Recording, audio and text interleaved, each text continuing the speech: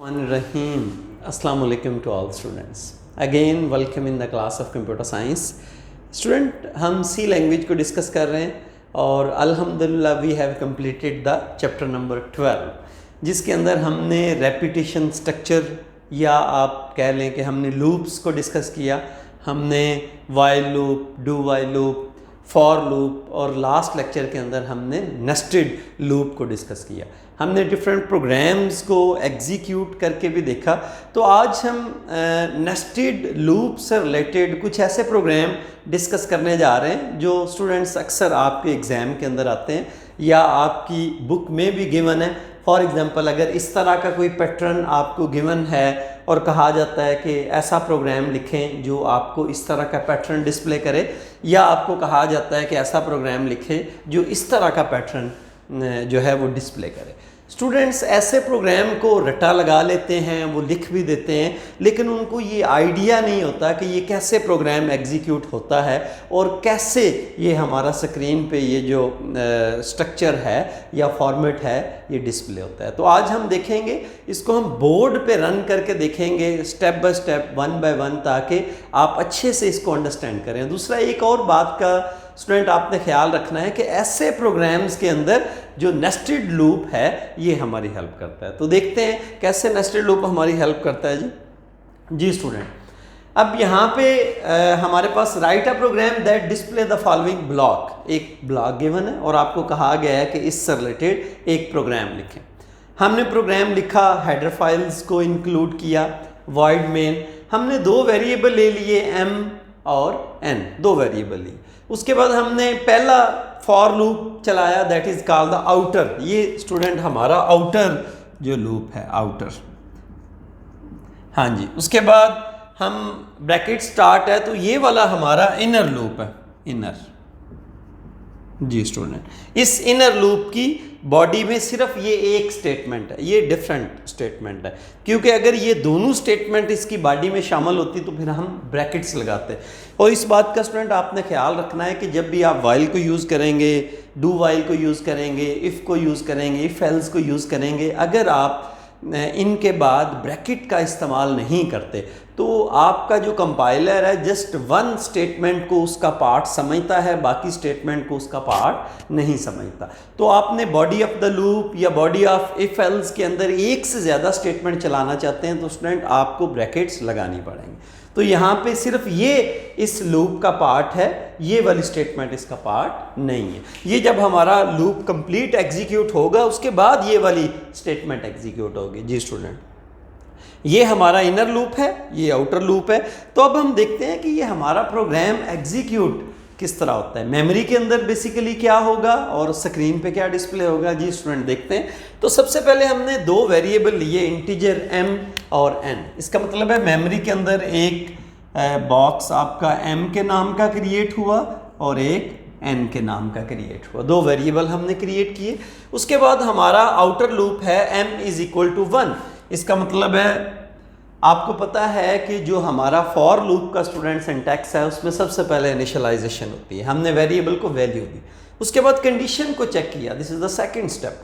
तो m की value आपके पास स्टूडेंट 1 है और 1 is less than or equal than 5, so condition is true.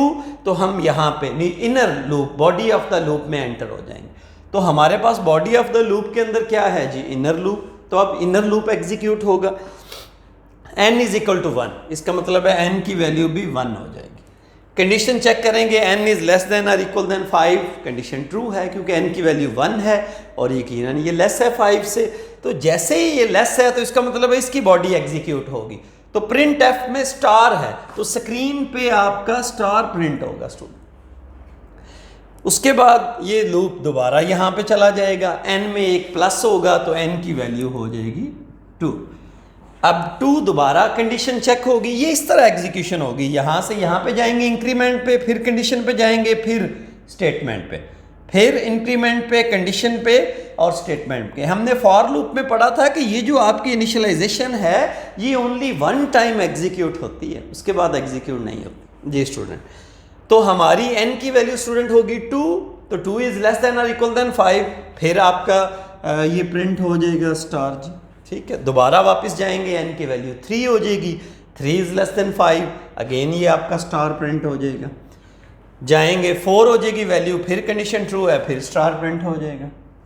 Ji student, n की वैल्यू 5 है तो 5 इज़ नॉट लेस देन 5 लेकिन इक्वल तो है, सो कंडीशन इज़ ट्रू अगेन। तो ये 5 टाइम आपका ये स्टार प्रिंट हो चुका है। अब जैसे ही इसकी वैल्यू n की 6 होगी, ये n की वैल्यू मेमोरी के अंदर जैसे ही 6 होगी तो 6 लेस भी नहीं है और इक्वल भी नहीं है, so the condition is false.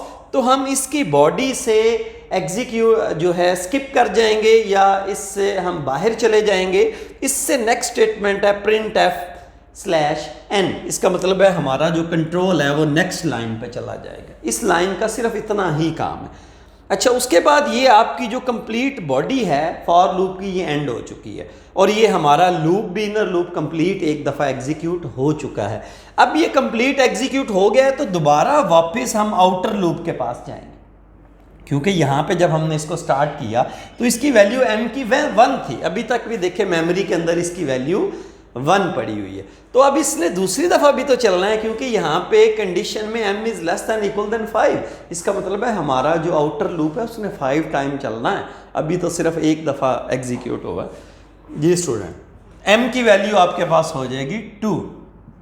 जी, तो यहाँ से आएंगे हम यहाँ पे, क्योंकि ये जो इनिशियलाइजेशन है इसका तो आपको पता है जस्ट वंस, एक दफ़ा एग्जीक्यूट होगी। तो 2 is less than equal than 5, दोबारा ये कंप्लीट आपका जो इनर लूप है ये एग्जीक्यूट होगा।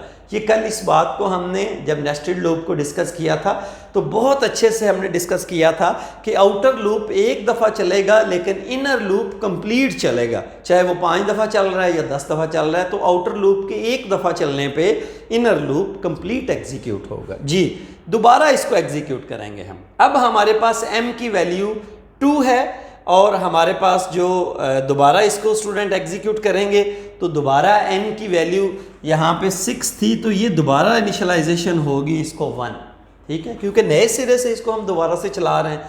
तो दोबारा चलाएंगे, n is less than or equal than 5 है, स्क्रीन पे ये प्रिंट होगा। और ऑलरेडी हम नीचे वाली लाइन पे आ चुके थे। कैसे?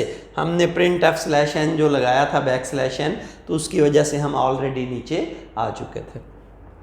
जी स्टूडेंट, n की वैल्यू 1 है, फिर 2 होगी तो स्टार प्रिंट होगा, 3 होगी तो स्टार, 4, 5 टाइम ये दोबारा चलेगा ये आपका लूप। और जैसे ही इसकी वैल्यू 6 होगी तो इसका मतलब है कि ये यहाँ से बाहर इसको स्किप कर देगा और उसके बाद ये नेक्स्ट स्टेटमेंट जो प्रिंट f है वो चलेगी। तो इसमें लिखा हुआ है नेक्स्ट लाइन, तो नेक्स्ट लाइन पे चले जाएंगे तो दोबारा हम आएंगे आउटर लूप पे। अभी आउटर लूप 2 दफ़ा चला है सिर्फ। तो अब m की वैल्यू आपके पास क्या हो जाएगी? 3। जी, m की वैल्यू हमारे पास 3 हो चुकी। जी, 3 भी less than or equal than 5 है, तो फिर आपका ये जो कंट्रोल है वो इनर लूप में दाखिल हो जाएगा। फिर आपका जो इनर लूप है 5 टाइम कंप्लीट चलेगा। तो ये देखें, आपका तीसरी दफ़ा भी ये सारी लाइंस प्रिंट होंगी। उसके बाद /n है तो ये नीचे वाली लाइन पे आ जाएगा और वापस हमारा यहाँ पे आउटर लूप के पास जाएगा। अब आउटर लूप की वैल्यू 3 थी, अब हो चुकी है 4, ठीक है। अब अगर कंडीशन ट्रू है तो ये इनर लूप फिर कंप्लीट चलेगा, इसका मतलब है 5 दफ़ा फिर चलेगा। जी स्टूडेंट, ठीक है। और फिर जब ये नीचे वाली लाइन को एग्जीक्यूट करेंगे तो यहाँ पे आ जाएंगे, वापस जाएंगे। अब जो हमारा m है इसकी वैल्यू हो चुकी है 5, ये आखिरी दफ़ा अब चलेगा। कंडीशन लेस नहीं है लेकिन इक्वल है, सो condition is true, inner loop complete चलेगा। फिर ये देखें स्टूडेंट, ये 5 टाइम, हाँ जी। अब /n नीचे आ जाएगा यहाँ पे, लेकिन जब हम आउटर लूप पे वापस जाएंगे स्टूडेंट तो अब जो ये कंडीशन है m की वैल्यू हो चुकी है 6। जब वापस जाएंगे तो जो 6 वो लेस भी नहीं है और इक्वल भी नहीं है, so the condition is false. तो अब तो यहाँ पे इनर में हम जाएंगे नहीं, हम यहाँ से बाहर आ जाएंगे। कहाँ पे? इसकी कंप्लीट बॉडी से हम बाहर आ जाएंगे। सो गेट ch पे हम जाएंगे और उसके बाद हमारा प्रोग्राम एंड हो जाएगा। लेकिन स्क्रीन पे हमें जो पैटर्न रिक्वायर्ड था वो प्रिंट हो चुका है। तो इस तरह नेस्टेड लूप स्टूडेंट आपका वर्किंग करता है। आई होप कि अब जब भी इस तरह का कोई प्रोग्राम आपके सामने आएगा इस तरह का पैटर्न या स्टूडेंट इस तरह का पैटर्न, तो आप उसको आसानी से अंडरस्टैंड कर सकते हैं, फिर उसको याद करना आपके लिए स्टूडेंट आसान होगा। जी, अब हम चलते हैं अपने नेक्स्ट प्रोग्राम की तरफ, और इसको मैं ज़रा रिमूव कर देता हूँ ताकि हम देखें कि हमारा मेमोरी के अंदर और स्क्रीन पे क्या सिचुएशन होगी। जी स्टूडेंट, अब आते हैं हम इस program write a program that display the following shape. अब आपको एक डिफरेंट शेप दी गई है। इस शेप के अंदर पहले आपके 5 स्टार हैं, फिर 4 स्टार हैं, फिर 3 स्टार हैं, फिर 2 हैं और फिर 1। यहाँ पे भी स्टूडेंट आपको नेस्टेड लूप की ज़रूरत पड़ेगी और हर दफ़ा एक जो स्टार है उसको कम करना पड़ेगा। तो देखते हैं ऐसी सिचुएशन में ये प्रोग्राम कैसे वर्क करेगा। जी स्टूडेंट, हमने वेरिएबल लिया इंटीजर आई और जे। इसका अंदर मतलब है कि मेमोरी के अंदर 2 बॉक्स हैं, एक आई है और एक बॉक्स आपका जे है। जी, for I is equal to 1, इसका मतलब है पहला लूप और आपने इनिशियलाइज कर दिया 1 से। I is less than or equal than 5, I की वैल्यू 1 है, so the condition is true. तो जैसे ही कंडीशन ट्रू होगी हम क्या करेंगे, बॉडी ऑफ द लूप में एंटर हो जाएंगे। अब यहाँ पे क्या हो रहा है, यहाँ पे हो रहा है कि j इज इक्वल टू आई। इसका मतलब है कि जो भी i की वैल्यू है वो j को दे दो। तो i की वैल्यू हमारे पास क्या पड़ी हुई है 1, तो हमने j को भी क्या दे दिया 1। ये इस बात का ख्याल रखना है आपने। जैसे देखे ना, आम कॉमन लाइफ के अंदर हम स्टूडेंट हमारे पास लिखा हुआ है a is equal to b, इसका मतलब है कि b की वैल्यू हम ट्रांसफर कर रहे हैं a को। तो बिल्कुल यहाँ पे भी ऐसा ही हो रहा है। जी स्टूडेंट, अब दूसरा एक और देखें कि मैंने यहाँ पे इनर लूप वाइल को यूज़ किया, और जब हमने नेस्टेड लूप को डिस्कस किया था तो हमने कहा था कि हम नेस्टेड लूप के अंदर किसी भी लूप को यूज़ कर सकते हैं। आप चाहे आउटर में फॉर लगा लें, इनर में वाइल लगा लें, आप आउटर में वाइल लगा लें, इनर में फॉर लगा लें, there is a no problem, कोई प्रॉब्लम नहीं है।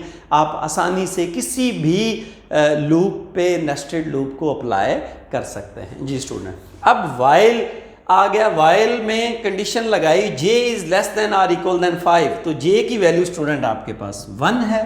जी, तो 1 is less than equal than 5 ट्रू है, तो ये body of the while loop क्या होगा, एग्जीक्यूट होगी। जी, प्रिंट एफ, स्क्रीन पे प्रिंट होगा स्टार, ये आपका स्टार प्रिंट होगा।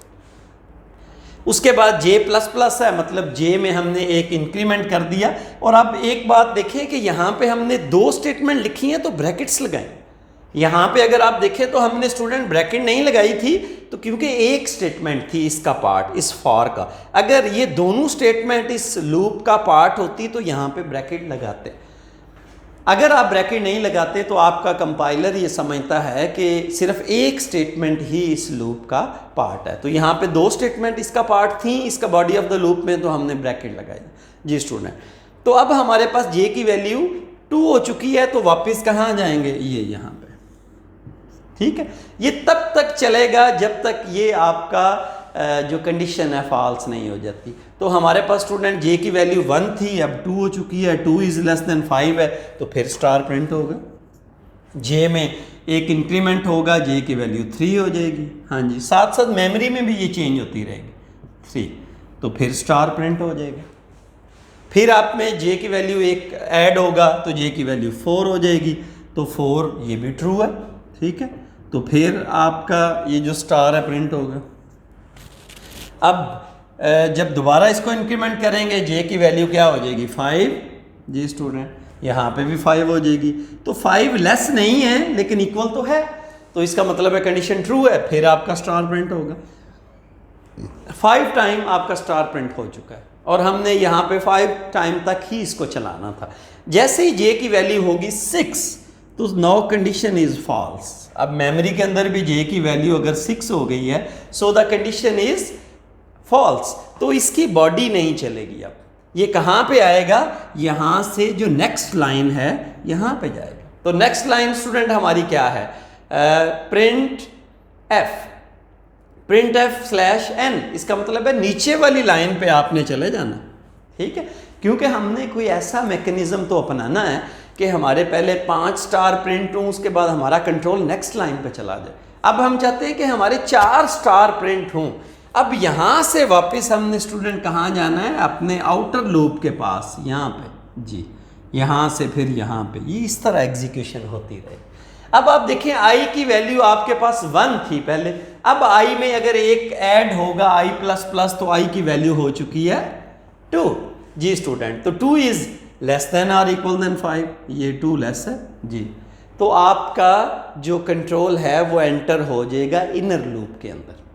तो यहाँ पे पहली स्टेटमेंट है कि आई को जो भी वैल्यू है वो जे को दे दो, तो आई की वैल्यू क्या हो चुकी है 2, तो हमने j को 2 दे दिया। अब देखें आपको जैसे ही j को वैल्यू 2 मिली है तो अब 2 से जब 5 तक हम इसको चलाएंगे तो ऑटोमेटिक एक स्टार कम प्रिंट होगा। ये हमने एक मैकेनिज्म अपनाया ना, एक तरीका अपनाया कि कैसे हमने एक स्टार को कम किया। इसी तरह जब अगली दफ़ा जाएंगे तो j की वैल्यू 3 से स्टार्ट होगी, 3 से 5 तक चलेगा तो 2 स्टार कम हो जाएंगे, अगली दफ़ा 4 पे 3 स्टार कम हो जाएंगे, फिर 4 स्टार कम हो जाएंगे। तो ये हमने एक मैकेनिज्म अपनाया ना अपना, ये वाला जो शेप है इसको प्रिंट करवाने के लिए। जी स्टूडेंट, अब j की वैल्यू है 2, so j is less than or equal than 5। तो यहाँ पे देखें ना j की वैल्यू 2 है तो 2 is less than or equal than 5, तो क्या है ये स्टार प्रिंट होगा, बॉडी में जाएगा ये स्टार प्रिंट होगा और कंट्रोल ऑलरेडी हमारा नीचे वाली लाइन पे। j के अंदर एक ऐड होगा, j की वैल्यू क्या हो जाएगी 3, वापस यहाँ पे जाएगा j की वैल्यू 3, मेमोरी के अंदर भी j की वैल्यू क्या हो जाएगी 3, तो 3 अगेन आपका लेस देन 5 है तो फिर स्टार प्रिंट हो जाएगा। ये लें j में एक ऐड करेंगे, j की वैल्यू क्या हो जाएगी 4, मेमोरी में भी j की वैल्यू स्टूडेंट क्या हो जाएगी 4, तो 4 इज लेस देन 5, अगेन आपका स्टार प्रिंट हो जाएगा। फिर j में एक ऐड होगा 1, so the value is 5, j की वैल्यू 5 हो चुकी है, और स्टूडेंट मेमोरी के अंदर भी j की वैल्यू 5 हो चुकी है। 5 नॉट लेस नहीं है लेकिन इक्वल है, so the condition is true, again star print होगा। अब देखें आपका 5 टाइम ये एग्जीक्यूट हो चुका है लेकिन यहाँ पे 4 स्टार प्रिंट हुए हैं। तो बेसिकली हुआ क्या है कि यहाँ पे हमने जो वैल्यू i में एक इंक्रीमेंट किया था, i की वैल्यू 2 हो गई थी, तो वही सेम वैल्यू हमने j को दे दी। तो अब j अब 1 से स्टार्ट नहीं होगा 2 से स्टार्ट होगा, तो इससे यकीनन एक स्टार हमारा कम हो जाएगा। अब j की वैल्यू 6 हो गई है तो so the condition is false, memory के अंदर j की वैल्यू 6 होगी तो कंडीशन फॉल्स है। उससे अगली लाइन एग्जीक्यूट होगी /n, इसका मतलब है कंट्रोल नेक्स्ट लाइन पे आ जाएगा और इसके बाद यहाँ से डायरेक्ट वापस आउटर लूप के पास। अब i की वैल्यू पहले क्या थी 2, अब i की वैल्यू क्या होगी स्टूडेंट 3। ये देखें यहाँ पे ये तीसरी दफ़ा आउटर लूप हमारा एग्जीक्यूट हो रहा है। अब 3 है तो जैसे ही कंडीशन ट्रू है तो हम इनर लूप के अंदर एंटर हो जाएंगे इस body of the for loop में। तो i की जो वैल्यू है वो j को दे दी, तो i के अंदर पड़ा हुआ है 3, तो j को क्या मिल जाएगा 3। अब देखें जब j 3 से स्टार्ट होगा तो 3, 4 और 5 अब 3 स्टार प्रिंट होंगे। अब आपको मैकेनिज्म समझ आया कि पहले 5 स्टार प्रिंट हुए, फिर 4 स्टार प्रिंट हुए, अब 3 टाइम स्टार प्रिंट होंगे। और जब अगली दफ़ा ये आउटर लूप हमारा यहाँ पे आएगा तो i की वैल्यू हो जाएगी 4, ठीक है। और i की वैल्यू जब हम j को देंगे तो j की वैल्यू हो जाएगी 4 और j यहाँ पे 4 से स्टार्ट करेगा, 4 is less than equal than 5 तो ट्रू है, एक स्टार प्रिंट होगा। अगली दफ़ा j की वैल्यू 5 हो जाएगी तो दूसरा स्टार प्रिंट होगा, मतलब ये वाली लाइन जो ये वाली लाइन, ये 2 स्टार प्रिंट होंगे। और जब इसकी वैल्यू 6 हो जाएगी तो यकीनन वो दोबारा वापस जाएगा आउटर लूप के पास, और जब इसकी वैल्यू 5 हो जाएगी i की, यहाँ पे 5 हो जाएगी, तो अब वही वैल्यू हमने देनी है किसको j को। तो जब j की वैल्यू स्टूडेंट 5 हो और ये 5 is less than equal than 5 कंडीशन ट्रू है तो सिर्फ एक दफ़ा ये स्टार प्रिंट होगा। और जब j में हम एक इंक्रीमेंट करेंगे इसकी वैल्यू 6 हो जाएगी तो ये तो हमारी कंडीशन फॉल्स होगी, अब तो ये हमारा लूप चलेगा ही नहीं। तो जब जैसे ही एंड पे ये आउटर लूप यहाँ पे जाएगा, i की वैल्यू 6 हो जाएगी तो ये भी कंडीशन फॉल्स हो चुकी है। तो अब हम डायरेक्ट यहाँ से बाहर आ जाएंगे, यहाँ पे कहाँ पे गेट ch पे, क्योंकि अब हमारा आउटर लूप जैसे ही इसकी कंडीशन फॉल्स होती है तो अब इनर लूप तो कभी भी एग्जीक्यूट नहीं होगा। तो गेट ch पे नेक्स्ट स्टेटमेंट पे हम आएंगे स्टूडेंट, और हमारा ये वाला स्क्रीन पे जो पैटर्न है ये प्रिंट हो चुका है और यही पैटर्न हमें रिक्वायर्ड था। तो आई होप कि आज के इस लेक्चर में आपने नेस्टेड लूप को भी स्टूडेंट अच्छे से अंडरस्टैंड कर लिया होगा, और अगर एग्ज़ाम में इस तरह के पैटर्न आ जाते हैं तो प्रोग्राम या नेस्टेड लूप किस तरह एग्जीक्यूट होता है आप आसानी से इसको अपने पेज पे या स्क्रीन पे ड्रॉ कर सकते हैं। तो इंशाल्लाह मिलते हैं नेक्स्ट लेक्चर में नेक्स्ट चैप्टर के साथ और नेक्स्ट कंट्रोल स्ट्रक्चर के साथ। तब तक के लिए अल्लाह हाफिज़, थैंक यू।